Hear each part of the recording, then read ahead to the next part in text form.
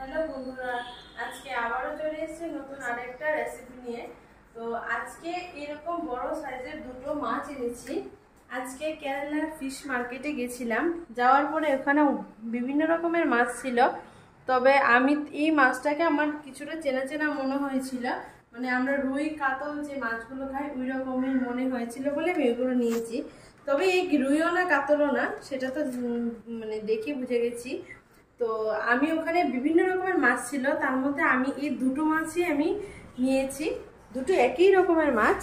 তো ওখানে আরো অনেক বিভিন্ন রকমের বিভিন্ন কালারের মাছ ছিল, তো একটু সস্তাও ছিল। কিন্তু তারপর আমি এই রকমের মাছ দুটো আমি নিয়েছি, দুটো সাইজের। তো আজকে এই দুটো মাছ কেটে বেছে আমি রান্না করব। কি রান্না করব এখন আমি যখন রান্না করব তখন আমি দেখাবো। তো এখন আমি আর কিছু বলবো না, এখন আমি এইগুলোকে বেছে কেটে পরিষ্কার করে তারপর আমি আপনাদের সামনে আসছি। এখানে মাছ কাটা ধোয়া হয়ে গেছে। এখানে আমি মাছগুলো ভালো করে কেটে পরিষ্কার করে নিয়েছি। আর এখানে দেখুন মাথাটা, এটা একটু বড়ই মাছটা, তাই মাথা দুটো বড়ই হয়েছে। আর লেজাটা একটু কিরকম মতো, মানে আমরা যেরকম লেজা আমাদের রুই কাতলার থাকে ওই রকম না, লেজাটা একটু অন্যরকম।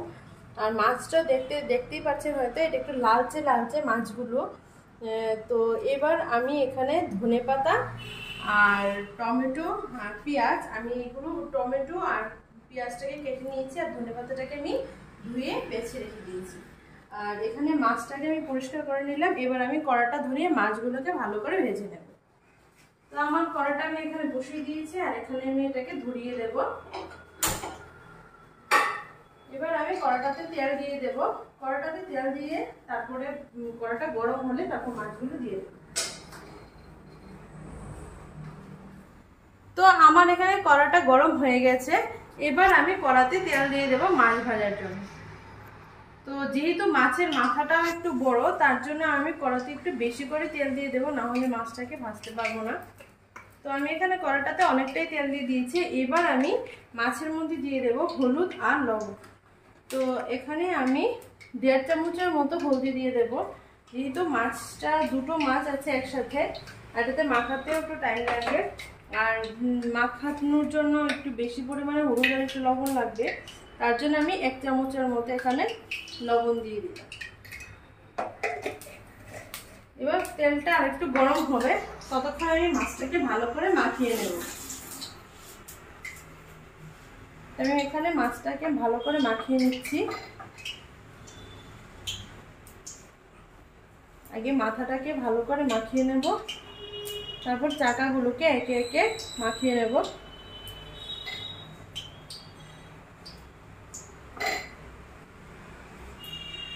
এখানে মাছগুলো একটু নরম টাইপের, তো একটু থেতো থেতো হয়ে গেছে, মানে কাটতে গেলে একটু প্রবলেম হয়ে গেছিলো। তো এবার আমার তেলটা ভালো করে গরম হয়ে গেছে। এবার আমি একে একে মাছগুলোকে ছেড়ে দেব। তার আগে আমি তেলের মধ্যে অল্প একটু লবণ দিয়ে দেবো, যাতে মাছগুলো না ছিটকায়। তো আমি এখানে অল্প পরিমাণে লবণ একটু তেলে দিয়ে দিলাম, মাছগুলো তাহলে লাগবে না, ভালো করে উঠে যাবে। এবার আমি এটাকে তেলটাকে এইভাবে একটু নাড়িয়ে দিলাম। এবার আমি মাছটাকে একে একে ছেড়ে দেবো।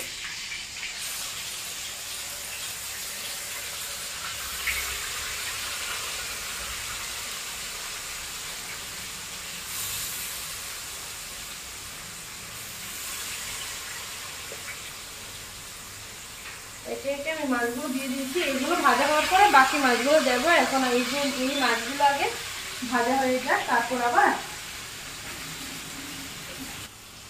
তো এই মাছগুলো আমি এখানে দিয়ে দিয়েছি 5 পিস। এই 5 পিস ভাজা হয়ে যাওয়ার পর তারপরে আমি বাকি মাছগুলো আবার দেব।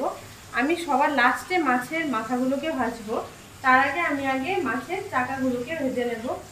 আর মাছটা একটু দেখতে একটু লাল মতো, তো তার জন্য আমি এখানে একটু ভালো করে একটু হলুদ আর লবণটা একটু ভালো করে মিশিয়ে নিলাম। আর এই মাছটা আমি এই প্রথমেই এনেছি, আর এই প্রথমেই আমি খাবো। আমি এর আগে কোনোদিন দেখিও নি আর খাইও নি। আজকে প্রথম দেখেছি, সেই সমুদ্রের পাড়ে বিক্রি হচ্ছিল, তো নিয়ে এলাম দুটো মাছ। তো আজকে আমি মাছটা আমি আর আমার মা এই প্রথমে দেখলাম, তার আগে আমি কোনোদিন দেখিনি।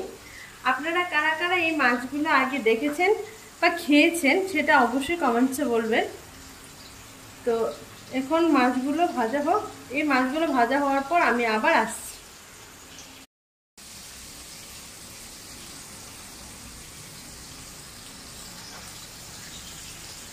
তো আমার মাছগুলো দেখুন ভালো করে ভেজে নিচ্ছি, যেহেতু এগুলো মাছগুলো একটু সামুদ্রিক মাছ, না হলে না ভালো করে না ভাজলে একটু গন্ধ লাগবে, তার জন্য আমি ভালো করে ভেজে নিচ্ছি মাছগুলোকে ছাকা তেলে। আর মাছগুলোর পিসগুলো একটু একটু বড় হয়ে গেছে, তো সাইডগুলো ভালো করে ভাজা হবে না, তার জন্য একটু ভালো করে ভেজে নিতে হবে। তো এই মাছগুলো ভাজা হওয়ার পর তারপরে আমি বাকি মাছগুলো পিসগুলো দেবো। আর মাছ আমি একটু ভালো করে ভেজে না হলে আমার ভালোও লাগে না খেতে। মাছ যদি একটু ভালো করে একটু ভেজে নিই তাহলে খেতেও ভালো লাগে, সেটা ঝোল হোক কিংবা কারি। অনেকে বলে যে ঝোলের মাছ হলে নাকি বেশি ভাজতে নেই, কিন্তু আমি একটু ভালো ভাজা না হলে আমি আবার ভালো লাগে না খেতে। তো এবার আমার মাছ ভাজা হয়ে গেছে, আমি এগুলো এবার তুলে নেব। তুলে আমি এবার বাকি মাছগুলো একে একে দিয়ে দেবো।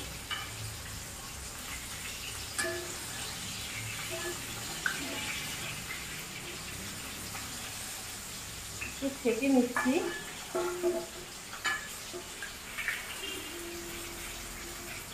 আমি আমার মতো করে রান্না করছি, আজকে রান্নাটা আমি আমার মতো করেই করবো। ধনেপাতা, কাঁচা লঙ্কা, পেঁয়াজ, টমেটো দিয়ে। আপনারা আপনাদের মতো রান্না করতেই পারেন, তবে এইভাবে রান্না তো আমরা সবাই বাড়িতে খাই কম বেশি।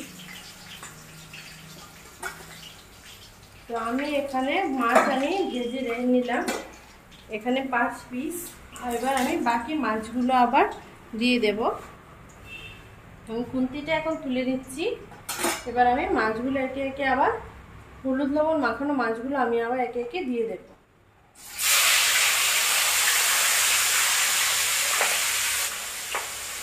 প্রচুর ছিটকাচ্ছে মাছগুলো, সে পাবদা মাছের মতো। তাও আমি একটু লবণ দিয়ে দিয়েছি, তারপরে প্রচুর ছিটকাচ্ছে।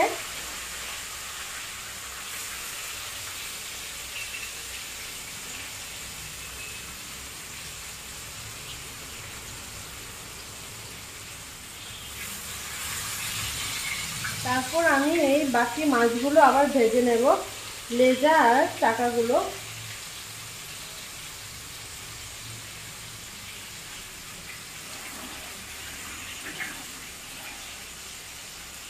তেলটাকে একটু ঘুরিয়ে দিচ্ছি, যেহেতু মাছটা একটু সাইডে দিয়ে দিয়েছি, তো তেলটাকে একটু ভালো করে ঘুরিয়ে দিচ্ছি। আর মাছটাও একটু বড় বলে তেলটাকে একটু ঘুরিয়ে ঘুরিয়ে ভাজতে হবে, নাহলে মাছগুলো ভালো করে ভাজা হবে না। একটা সাইড ভাজা হয়ে গেলে তারপর আমি আবার উল্টে দেব।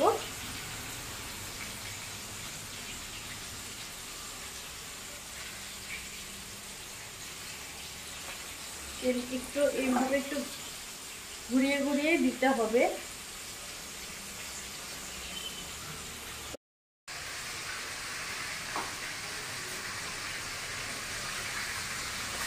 তো এখানে আমার সব মাছ ভাজা কমপ্লিট। আর এখানে আমি মাথাটাকে ভাজছি। আমি একটা মাথা দিয়েছি, আর আরেকটা মাথা এখানে রয়ে গেছে, ওটাকেও ভাজবো। আগে এটাকে ভাজা হওয়ার পর তারপর এটাকে ভাজবো। তো এখানে মাছের চোখগুলো খুব ফুটছে, হাঁস করে, চোখে না পড়ে গেলেই হয়।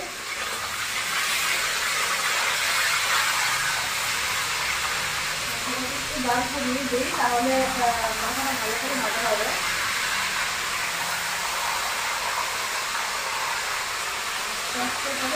দিয়ে দিলাম, মাথাটার সাইডটাও ভাজা হয়ে যাবে ভালো করে।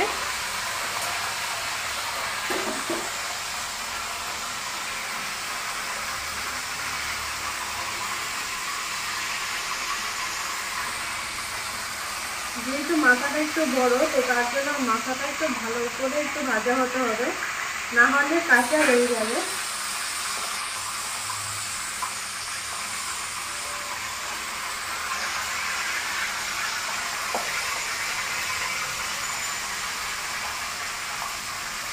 মাথাটা ভালো করে ভেজে নিচ্ছি, একটু সাইডগুলো ভেজে নিলে মাথাটা এখান করে ভেজে নিচ্ছি।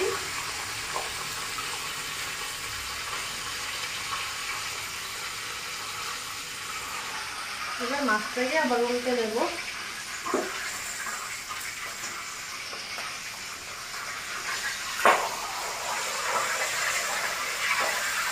একটু ভেজে নেবো।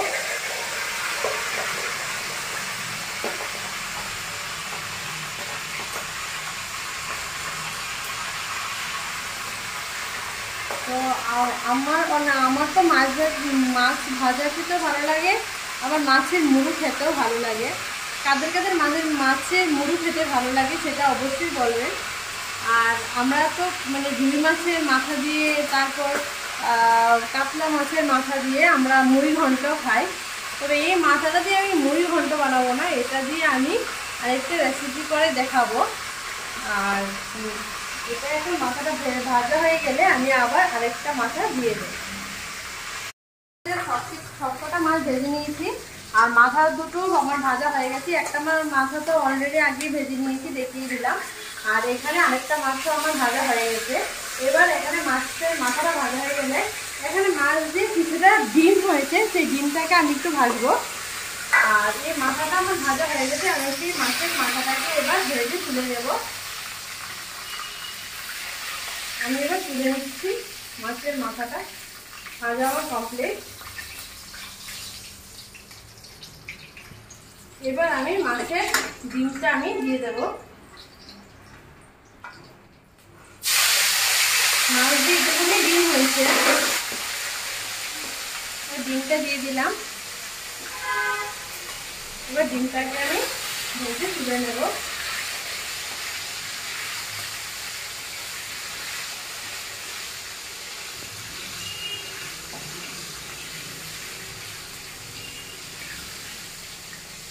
তো কাদের কাদের মাছের ডিম ভালো লাগে সেটা বলবে। আর এখানে মাছের ডিমের অনেকে বড়া বানায়, তবে এই মাছের ডিমটা একটু অন্যরকম বলে, আমি আর সেটাকে বড়া বানালাম না, সেটা আমি এমনি নর্মালি আমি ভেজে নিলাম। তো আমার এখানে মাছের ডিমটা ভাজা হয়ে গেছে, আমি এবার মাছের ডিমটাকেও তুলে নেব। দেখুন এখানে মাছের ডিমটা কিরকম ভাজা হয়েছে। তো আমি এখানে একটা বাটিতে তুলে নেব। তো আমার মাছের ডিমটা ভাজা হয়ে গেছে, এবার আমি তুলে নিচ্ছি মাছের ডিমটা বাটিতে, ছোট বাটিতে তুলে নিচ্ছি। যেহেতু অল্পই আছে, বেশি হলে বড়া বানাতাম, যেহেতু অল্প তো এটাকে আর বড়া বানালাম না। তো এখানে আমি মাছের ডিমটা তুলে নিলাম। এবার আমি কড়াতে দিয়ে দেব পেঁয়াজ। তার আগে আমি মাছটাকে আমি এখানে দেখিয়ে দিই আমি মাছগুলো কি করে ভেজে নিয়েছি। ভালো করে সুন্দর করে ভেজে নিলাম। এখানে মাছের ডিমটাকে ভেজে নিয়েছি, এখানে মাছের মুড়োটাকেও ভালো করে ভেজে নিয়েছি, প্রচুর গরম। আর দেখুন মাছগুলো আমি একদম খুব শক্ত করে ভেজেছি, ভালো করে ভেজেছি। তো আমার মাছ ভাজা আর ডিম ভাজা কমপ্লিট। এবার আমি কড়ার মধ্যে দিয়ে দেব পেঁয়াজগুলো ভাজা হওয়ার পর তারপর আমি একে একে যা যা দেওয়ার আমি সব দিয়ে দেব। তো সবার আগে আমি এখানে কড়াতে দিয়ে দিচ্ছি পেঁয়াজ। এখানে আমি বড় সাইজের 3টি পেঁয়াজ নিয়েছি, আপনারা আপনাদের পরিমাণ মতো পেঁয়াজ নেবেন। আমি একটু আঁচটাকে বাড়িয়ে দিলাম। এবার আমি পেঁয়াজটাকে একে একে ভালো করে ভেজে নেব। তো পেঁয়াজটা ভাজা হওয়ার পর আমি আবার আসছি। আমার এখানে পেঁয়াজটা ভাজা হয়ে গেছে, মাছ তো আগে ভেজে নিলাম। তো আমার পেঁয়াজটা এখানে ভাজা হয়ে গেছে। এবার আমি পেঁয়াজ ভাজা যাওয়ার পর আমি এবার দিয়ে দেবো টমেটোগুলো। তো এখানে আমি বড় সাইজের 2টো টমেটো কেটে রেখেছি। এবার আমি টমেটোগুলো একে একে তেলের মধ্যে দিয়ে দিচ্ছি। টমেটোগুলো দিয়ে জল ছাড়বে, তো জল ছাড়ার পর তারপর আমি এখানে মশলাগুলো দেবো। এখন ততক্ষণে টমেটোটাকে আমি একটু ভালো করে ভেজে নিচ্ছি। যেহেতু তেলে একটু লবণ দেওয়া ছিল, তার জন্য আমি এখন টমেটোতে লবণ দিলাম না। এর লবণে একটু টমেটো দিয়ে তেল ছেড়ে দেবে। যেহেতু টমেটো দিলে একটু লবণ দিতে হয়, কিন্তু আমি যেহেতু এতে তেলের মধ্যে লবণ দেওয়া ছিল, তার জন্য আমি এখানে দিলাম না। এবার আমি টমেটোটাকে ভালো করে কষিয়ে নেব, তারপর আমি মশলাগুলো দেবো। কারণ টমেটো দিয়ে একটু জল ছাড়বে, সেটা তো আমরা সবাই জানি, টমেটো দিয়ে একটু জল ছাড়ে। তো এখন আমি মশলাও দেবো না, জলও দেবো না, এখন আমি টমেটোটা দিয়ে জল ছাড়ার অপেক্ষায়। টমেটো দিয়ে জল ছাড়লে তাতে আমি মশলাগুলো অ্যাড করে দেব। আর টমেটো যারা মানে খেতে বারণ, মানে টমেটো খেতে পারবেন না, ওরা টমেটো ছাড়া খাবেন, কোনো অসুবিধা নেই। টমেটো দিলে একটু ভালো লাগে, খেতেও ভালো লাগে আর ফ্লেভারটাও ভালো আসে। আর টমেটো ছাড়াও খাওয়া যায়, তবে টমেটো দিলে একটু ভালোই লাগে বেশ। তো তার জন্য আমি টমেটোটা দিলাম। আর যারা টমেটো খায় না ওরা স্কিপ করে দিতে পারে।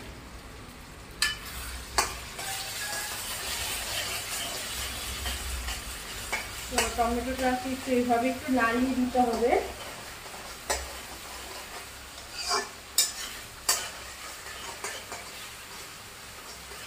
কি সুন্দর করে টমেটোটা গলে গেল আর জলটাও ছেড়ে দিল। এইভাবে টমেটোটাকে একটু ভালো করে সেদ্ধ করে নিতে হবে, না হলে কাঁচা রয়ে যাবে। এই ঝোলে কিন্তু আমি বেশি পরিমাণে জল আমি দেব না, মানে ঝোল থাকবে না। ঝোলটা শুধু একটু দেবো, সেটা শুধু মাছটা একটু সেদ্ধ হওয়ার জন্য, ভালো করে ভিতরে ঝোলটা ঢোকার জন্য। আর তারপর আমি এটাকে একদমই শুকিয়ে নেব, শুকিয়ে একেবারে পুরো কষা কষা হয়ে যাবে। সেই কষাটা খেতেই ভালো লাগে। ঝোল তো আমরা সব কিছুতেই খাই, কিন্তু কষা করে খেলে রান্নার টেস্টও বাড়ে আর খেতেও ভালো লাগে। তো আমার এখানে টমেটোটা কিন্তু পুরোটাই গলে গেছে। এবার আমি এখানে দিয়ে দেবো একে একে মশলাগুলো। তো সবার আগে আমি এখানে দিয়ে দেবো জিরে। তো আমি এখানে 1 চামচ দিলাম, আর অল্প একটু পরিমাণে জিরে দেবো, মানে আমি এখানে 1.5 চামচের মতো জিরে দিয়েছি। এবার ধনে দেব এখানে 1.5 চামচের মতো, আর এখানে দেব সামান্য পরিমাণে হলদে গুঁড়ো। এখানে আমি অল্প পরিমাণে হলদি দিয়ে দিলাম। এবার আমি এটাকে ভালো করে আরেকটু মশলার সাথে কষিয়ে নেব। এখানে যেহেতু তেল অনেকটাই দেওয়া আছে, এতে আর জল দেওয়ার প্রয়োজন নেই, না হলে আমি অল্প তেল হলে আমি একটু জল দিতাম। তো এখন যেহেতু এতে তেলটা দেওয়া আছে অনেকটাই, তো তার জন্য আমি এতে আর জল দিলাম। তো এতে আমি এখানে 1 চামচের মতো লঙ্কা গুঁড়ো দিয়ে দিলাম। এবার আমি এটাকে একটু এভাবে কষিয়ে নেব, তারপর আমি এতে একটু জল দেব। আমার কিন্তু এখানে কষানোটা প্রায় হয়েই গেছে, মশলা কষানোটা। যেহেতু বাটা মশলা হলে সেটাকে একটু ভালো করে কষতে হতো। বাটা মশলা তো আমরা কাঁচা বাটি, কিন্তু এটাতে কিন্তু সেটা না। এখানে যেহেতু পাউডার মশলা, তো তার জন্য এখানে তেলের মধ্যে এইভাবে ভেজে নিলেই হয়ে যাবে।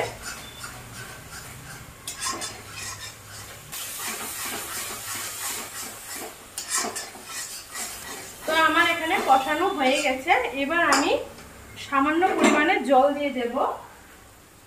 এখানে জল আমি অল্পই দেবো, এখানে আমি বেশি জল দেবো না। এখানে আমি অল্প পরিমাণে জল আমি এতে একটু অ্যাড করে দিলাম। এবার আমি মশলাটাকে আরেকবার একটু ঘুরিয়ে ঘুরিয়ে দেব।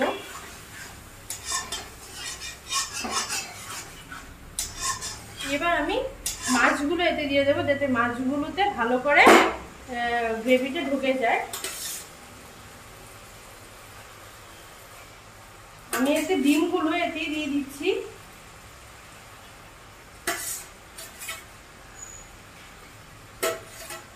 আমি সবকটা মাছ আমি এতে দিয়ে দিলাম। তো আমি এখানে একটু জল দিয়ে দিলাম আর মাছগুলো দিয়ে দিলাম। এখানে আমি 4 পিস মাছ দিয়েছি, আর বাকি মাছগুলো ভেজে রেখে দিয়েছি। যেহেতু আমরা দুজনই খাই, মা আর আমি, তো মাছ মাকে খেতে এমনিতেও বারণই করা আছে। তাও আমি রান্না করলে একটু আধে আমরা তো খেতেই হবে, তো একটু খাই। আর এখানে আমি তার জন্য 4 পিস মাছ দিয়েছি। এবার আমি এখানে ধনেপাতাটা কেটে এতে দিয়ে দেব। তো আমি এখানে ধনেপাতাটা কেটে নিচ্ছি, আর এখানে মাছগুলো, বাকি মাছগুলো ভেজে রেখে দিয়েছি, সেটা দিয়ে অন্য কিছু একটা আইটেম বানিয়ে নেব। এত মাছ তো আর একা খেতে পারবো না, আর মাও একটাই পিস খাবে, 2টো পিস খাবেও না। আর এখানে আমি ধনেপাতাটাকে ভালো করে কেটে নিলাম। একটু মোটা মোটা হয়ে গেছে, আমি এত করে কুচিয়ে কাটতে পারি না মায়ের মতো, তো আমি যেরকমটা পেরেছি সেরকমটাই আমি কেটেছি। আর এখানে আমার ধনেপাতা কাটা হয়ে গেছে, এবার আমি এগুলো ঝুলি দিয়ে দেবো।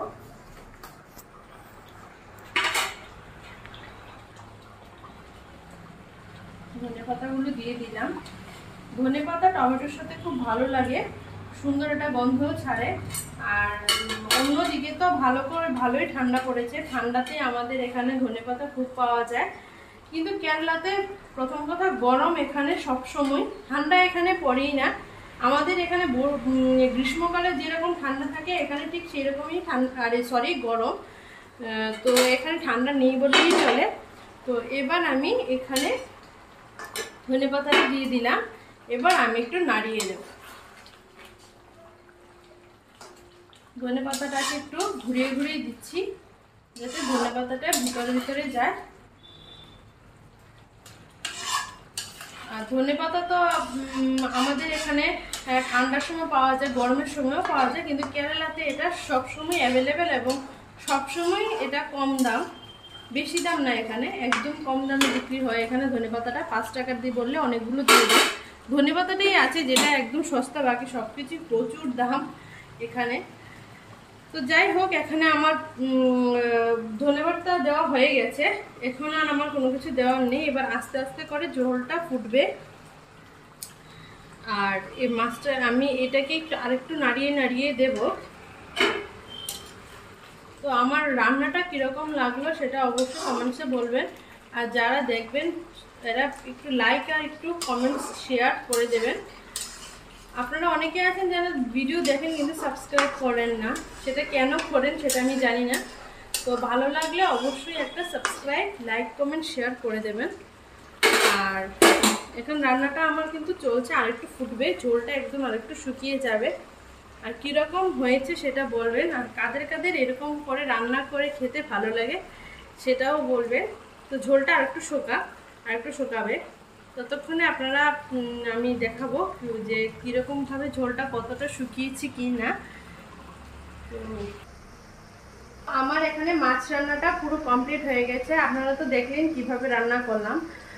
আর এখানে আমি কিন্তু এক্সট্রা কোনো কিছু দিইনি, এখানে গরম মশলা, তারপরে আদা, রসুন, ওতে আমি কোনো কিছুই দিইনি, শুধু জিরে, ধনে, লঙ্কা গুঁড়ো আর টমেটো, পেঁয়াজ দিয়ে রান্নাটা করেছি। এইভাবে একবার অবশ্যই রান্না করে খেয়ে দেখবেন, অবশ্যই বলবেন যে কীরকম হয়েছে, অত্যন্ত ভালো লাগে। আর আমি একটা সুন্দর একটা ফ্লেভার পাচ্ছি যেটা আপনারা পাচ্ছেন না। তো আমার রান্নাটা এখানে পুরোটাই কমপ্লিট, এখানে আর ঝোল আর শুকাবো না, এখানে একদমই ঝোলটা শুকিয়ে গেছে, নিচে একদম লেগেও যাচ্ছে। তা আমার রান্নাটা পুরোটাই কমপ্লিট। তো আপনারা অবশ্যই একবার এইভাবে রান্না করে ট্রাই করবেন কীরকম লাগে। আর সামুদ্রিক মাছ তো তার জন্য তেলটা অনেকটাই ছেড়েছে। আর এইভাবে রান্না করলে বাচ্চা থেকে বড় সবারই খুব পছন্দের হবে। আর রুটি, সবজি, রুটি, ভাত, মানে সব কিছুর সাথে এই ঝোলটা খুব ভালো বানায়। তো একবার আপনারা অবশ্যই এভাবে রান্না করে খাবেন এবং খেয়ে অবশ্যই কমেন্টসে বলবেন যে কীরকম হয়েছে। তো আজকের জন্য এই পর্যন্তই, আবার দেখা হচ্ছে নতুন আরেকটা ভিডিও নিয়ে। তো আজকের জন্য টাটা।